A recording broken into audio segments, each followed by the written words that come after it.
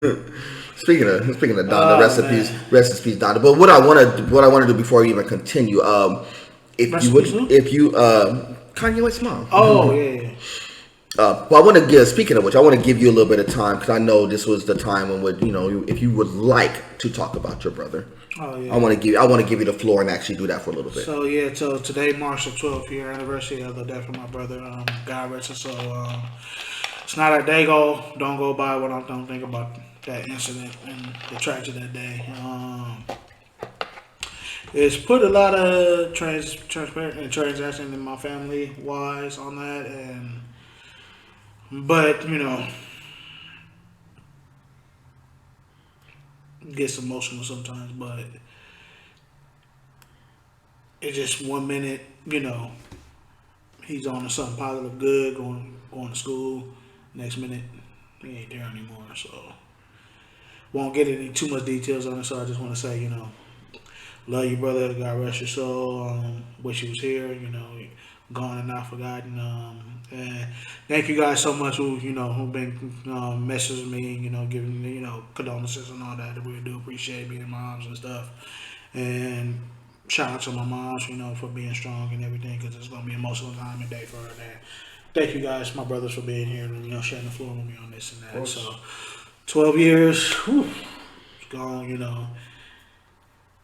Sometimes I get lost in that moment where my other side of me is just like I see that vision that I don't want to see anymore, but then it's like, what would that solve? You know what I mean? So it's gonna be still gonna feel it at the end of the day, but other than that, I'm just at peace with it.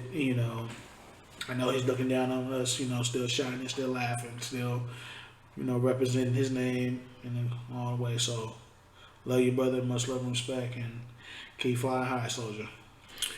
Indeed. Yes. First of all, I know I can speak for Vic and Naz. You always have our support no matter what. That Vic would concur and say the same identical thing. You already know what it is. If you moms, whatever y'all need, y'all already know y'all got it. It's first of all, y'all already know it's nothing. Y'all know it's nothing. Because I know that he will be. He's probably looking down and be like, "Look, I'm proud of what." If he was here, he'd be here. Or he'll be sitting here right here. He'll be sitting here on he'll be on the other side of the table, and he'll be sitting here having this conversation. Stuff in it because that was my little brother was. I know. But what's so funny though? My brother was real smart. Like he played stupid, but he was real smart. That's one thing. My brother, he was like what you doing? Mm-hmm. He'd be sitting right here doing this. Yep. Because he was good on computer stuff. He knew how to hack. I'm not gonna even say that online, but my brother knew some shit though. But to give credit, me and him had our differences, but that's like every brothers go through. We was both came from different side of the family. We both had different fathers. Moms did her best. But when we live on two different worlds, we both live on two different out of this. If we're gonna keep it 100, we both live on two different sides of the streets wise, But at the end of the day, that was still my brother. Regardless of what me and him went through, but at the end of the day, I always love and respect him. And the more that I see him going back to, I want to go get my education, doing something that showed me a lot that he's willing. He was willing to make a sacrifice for him and stuff like that to better himself as always. So What I'm trying to say is, I've noticed that sometimes half brothers have a stronger bond than regular brothers. I can say that because I'm very close to my half. Yeah, I mean, same mother, different fathers. Mm-hmm.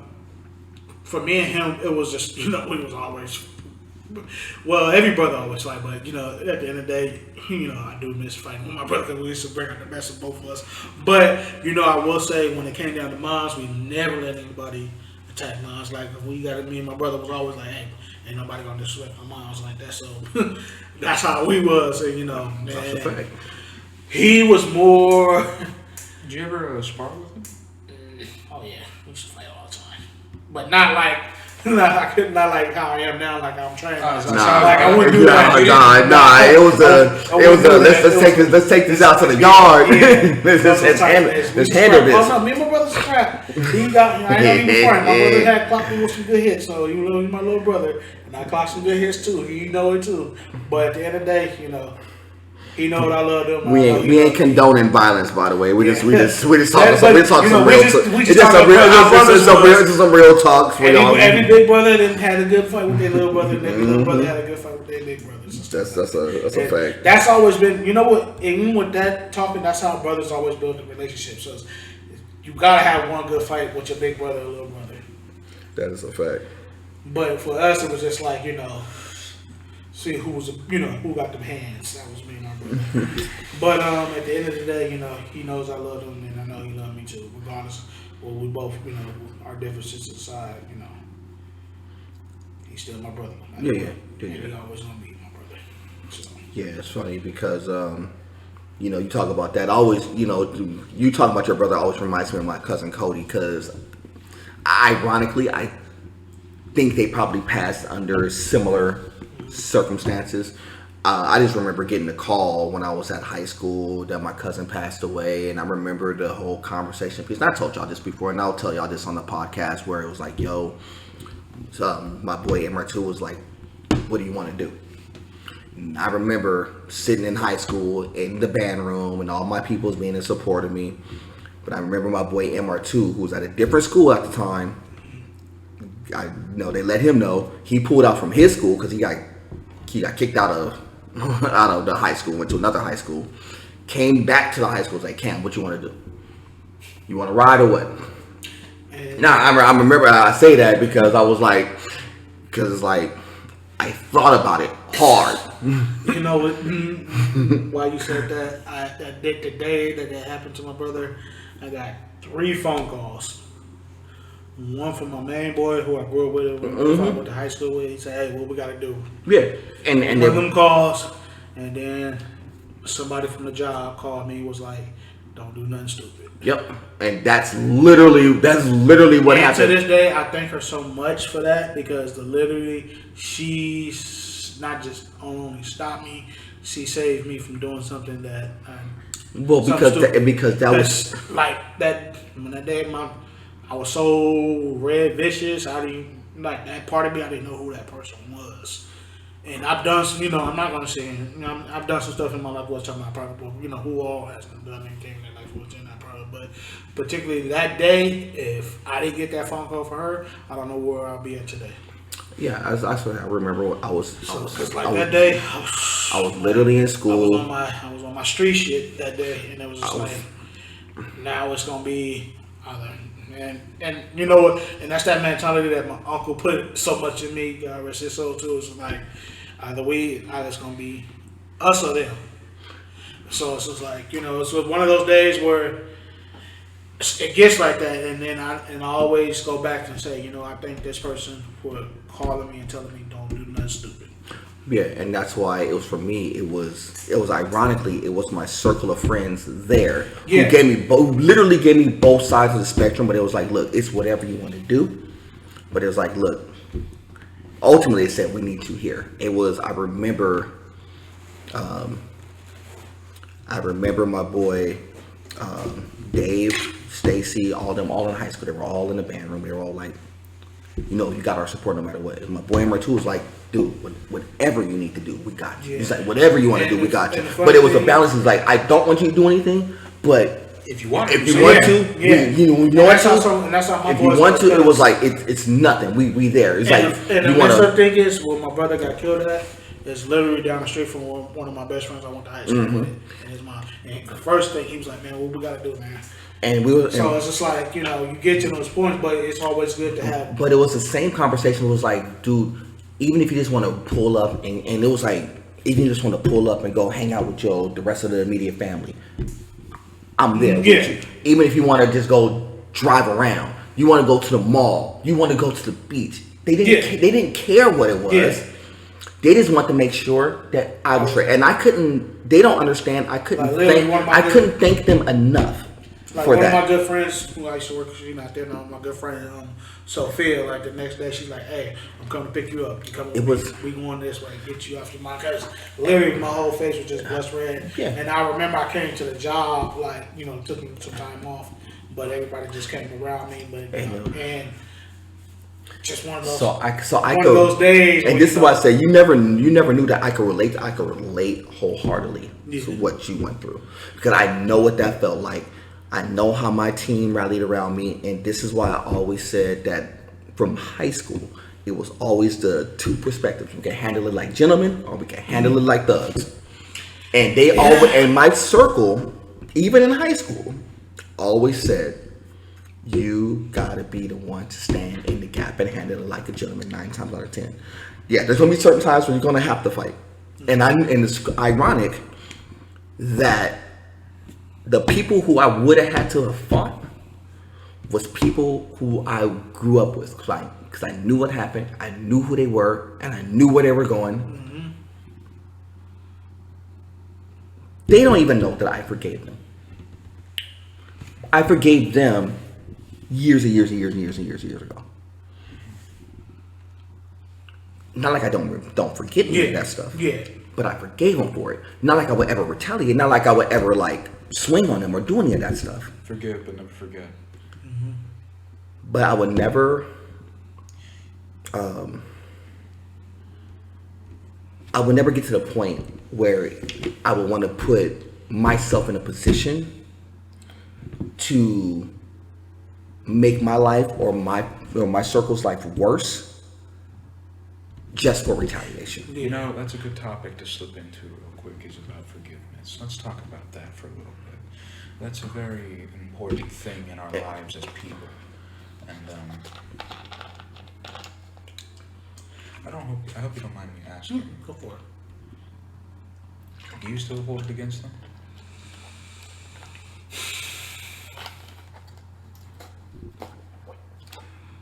Honestly, I can't even give you a real answer on that. That's fine. I understand. It's not an easy question. I just wanted to ask and see what you say. I mean, obviously. I have my darkest days on that. I mean, I literally when the day that happened, because like you said, it has been 12 years. Yeah. The day it happened, my mom was somewhere, and I ended up having her car, and then I literally spent the night on that street. Literally, and perspective of hatred, just looking where my brother was laying at. And you were full of wrath. Yeah, I can understand that. I was strapped too. I ain't saying something. I was. I know what it's like. I was, and it's just like. And my moms don't even know about this, but I was strapped. We were strapped in. Yeah, I was strapped that day. Like literally, I had one of my uncle's 45s on me, and just literally, and just punch rage, and then it's like, but it's like, if I go do something, I don't even know who the person who did it was. So it's just like. And I always thought I have to be at peace now that my brother is not here, and still to the day I don't know who took his life. If that makes sense. So to answer your question, I don't know how I would feel on that one. So if I So hypothetical. Go for it. If you were to one day be confronted with them, do you think you'd be able to forgive them? And okay, let's make this a little easier. They were sorry. That's why they sought you out. And I'm gonna give you a little bit of perspective before you answer that question. So for me, oh yeah, let's ask you, Ken. Did you? One day. Here's the difference, and I'll answer your question. Yeah. I knew who was there when my cousin passed. They have every single answer of what happened. The only reason why I'm not going into details of exactly what happened, because A, it was on some gang stuff, and I don't want to perpetuate any of that. And B, it because of things that had transpired thereafter. I can't go into like every single detail, but the people who was there, I knew exactly to the T where they lived, which was literally next door, by the way, to where everything happened. What happened, and they knew what happened. They came back via social media, by the way. And they didn't know what my response was going to be. I still knew how to get to them. Yeah. Even when they moved, I knew where they, because the street team talked and said, "Look, I know where they were." To answer your question, but I had to forgive them. Yeah. Because I knew that if I didn't forgive them, how much worse my life would be. Or let's say I did something stupid down the line and I don't get that same forgiveness. So that's why I said, yeah, was it hard for me to make that forgiveness? Yeah. But I had to. So to answer your question, Vid, on my street side back then, probably not. Because like street stuff, gang stuff, probably not. Because I know how I was back then, and my family still is back then. It's just, mentality wise and street code wise, which exactly. I can't get details on. That's what I said. That's why I can't talk about it. From a Christian standpoint, 50-50. Okay, so and it just, that's how it was for me. The Christian. Yeah, like the old, like I'm gonna tell you guys right now, like the old me, you guys probably won't want to be around. Mm-hmm. But the new and improved me, because I'm in a different world, like my beliefs and stuff like that. The answer is yes. And that's what makes it hard, because in a situation like this is where and then like forgiveness has to be on a premium. They like literally they happened. I wasn't still training martial arts and stuff like that. So that part of me, yeah, I probably would. But the old Paul, the old dark side, probably not. So okay, street code wise. Mm-hmm. Yeah. That's what I said. I can't. And that's what I said. I can't talk about half of that. Essentially, you've never proclaimed forgiveness, though. No. Okay, but you say you're willing to now. No, you're not willing to. Okay. Well, the reason I bring this up, because it is important. To forgive. It does, because when you don't forgive, you can't let go. And as Christians, we realize that we were forgiven for our sins. Horrible transgressions against the living God, and we were forgiven. Yeah, like on other stuff, yeah, probably that, or like forgiveness and all, but like. I know this is going to take some time, I'm not saying it's going to be instant. I'm just saying, obviously you're working towards it as you're maturing, because you said you said 50-50. Mm-hmm. That's half. Eventually you'll be able to, which is important. But that like right now I'm at peace with it, forgiveness wise, on peace wise, but the full on forgiveness that takes time. I mean, it took me. I'm gonna tell you right now. It took me like 15, 17 years to really do it. I'm gonna be honest with you. I'm just glad he's moving towards that. Oh yeah. I appreciate that, brother. That's why I had to make sure, because like I said, because it's like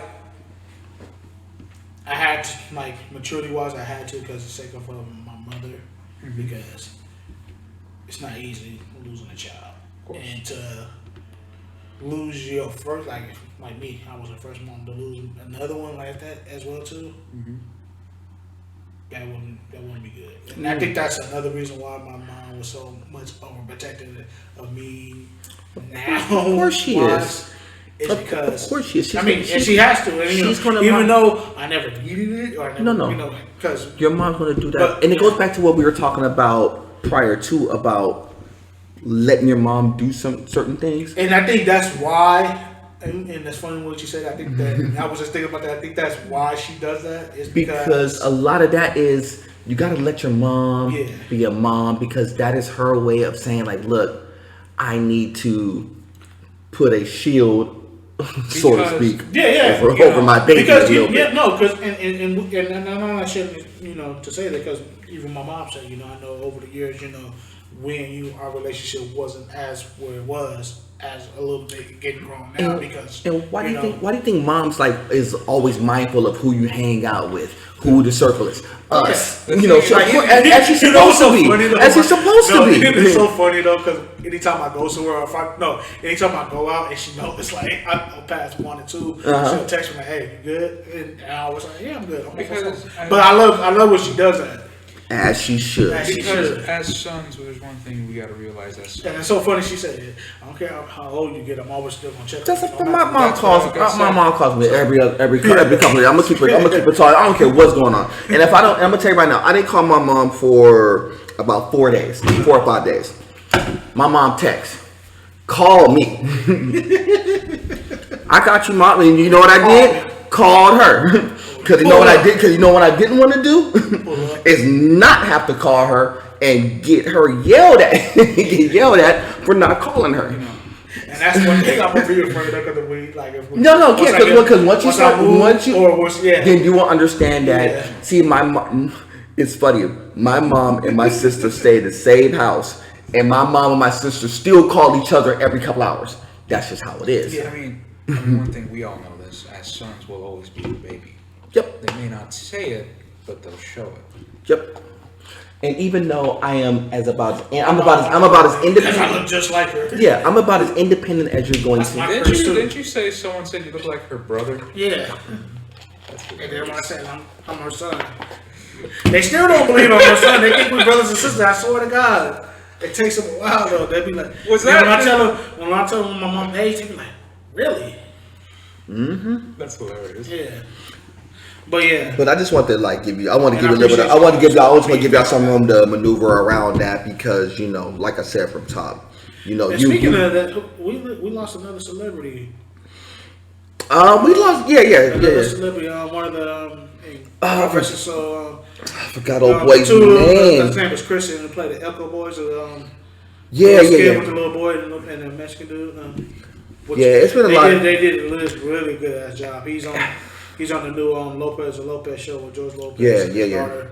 So my condolences goes out there. And it's funny, like I said, it's getting ridiculous. Like every single episode we record, it's always seemed like we didn't talk about somebody who didn't pass away. Look, either somebody dies or tragedy happens every single time we record. Right, and it's crazy. It's just like it's been a myriad of stuff happening.